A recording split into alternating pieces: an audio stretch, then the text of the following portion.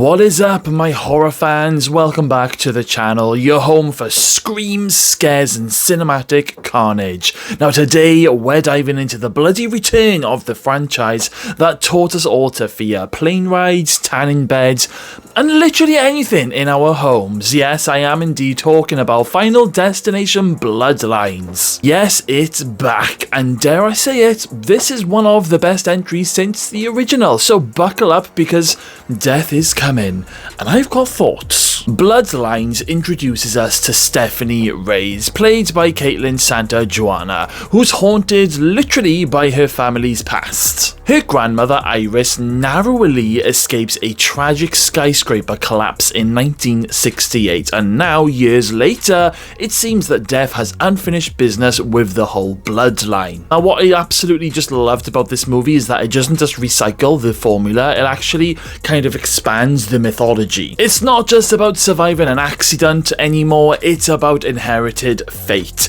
Death is going full-on generational trauma mode here, and it works. Now, Caitlin gives Stephanie this layered vulnerability that makes her more than just a final girl. She's not just, reacting, she's actively trying to break the cycle. It's refreshing. Richard Harmon as Eric, he is a chef's kiss because he starts off as your typical cocky guy. You kind of hope that he's gonna die very early on, but do you know what? The way his story ends, it's easily one of the most creative and disturbing death scenes of all time. And of course, the horror king himself, Tony Todd, is back as a Bloodworth. The man is, death's hype, and I'm here for every cryptic warning that he gives. We also get a very satisfying bit of backstory about his character, and it makes a few things click into place in, past movies. And I thought it was done in a very, very clever way. Now, of course, this is Tony Todd's, one of his final appearances on screen because he is sadly no longer with us. So this scene in the movie might just bring tears to your eyes. Let's talk about that opening scene because wow, the 1968 Skyview Tower collapse is brutal.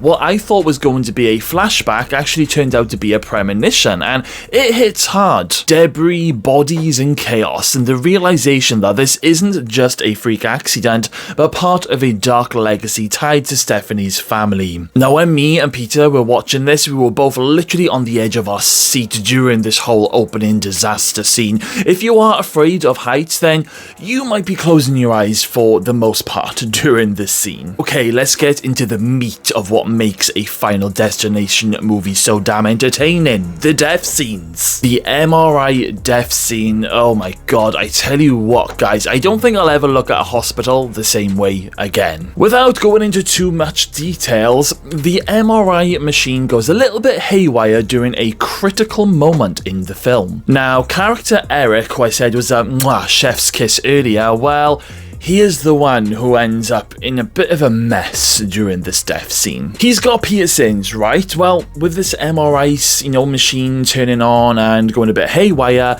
his piercings are ripped right out of his face in agonizing detail. And not just from his face, he has piercings everywhere. He's literally sucked into this machine. It's gory, it's creative, and it is pure nightmare feel. I honestly do feel that the MRI death scene is going to be one of those main kills that everyone is just going to be talking about for years to come. A little bit like, the sunbed scene in Final Destination 3 and, the car pile-up in Final Destination 2. There are a load of brilliant death scenes that you just don't see coming, and there's even like a secret within the family that comes out, halfway through the movie, and it causes a bit of an issue for, let's just say, keeping in with the whole death design, which it keeps things interesting. This movie really dials up the tension. It's not just about jump scares, even though there is quite a lot of jump scares in this movie, but it's also about just the dread. Every scene lingers just long enough to make you feel very uneasy. You know something is coming, but you never know how. It keeps you glued to the screen, scanning the background around like a detective trying to predict Death's next move. And there aren't, very many moments within this film where you feel like you've got like 2 minutes to breathe. Now, directors Zach Lebowski and Adam Stein did their homework. I mean, the pacing is tight, the kills are sped out in a way that builds dread, and visually, the film looks great. There's a cold, clinical aesthetic to the world that feels very modern, but still very Final Destination-y. And the script, it is sharp. The characters, they're not just cannon folders, they actually feel real, which makes the kills even harder to watch at certain moments. There's like plenty of Easter egg nods as well to all of the previous movies, and also there is a moment where somebody dies during an elevator scene. I won't tell you where if you haven't seen the movie yet, but it's fucking great. Now, if I'm gonna nitpick a little bit of this movie, I will say that the middle act dips a little bit, but there's a lot of, exposition around the whole bloodline curse angle, and while I do like the idea, it does slow down the momentum ever so slightly. Now, a couple of side characters are underdeveloped, and you kind of forgot their names by the time they die, which is a shame. There is a lot of CGI in this movie, but we've kind of learned to live with that in a Final Destination movie. So that could be a negative for some people, but I thought it was okay. But listen, Final Destination Bloodlines brought this franchise back from the dead.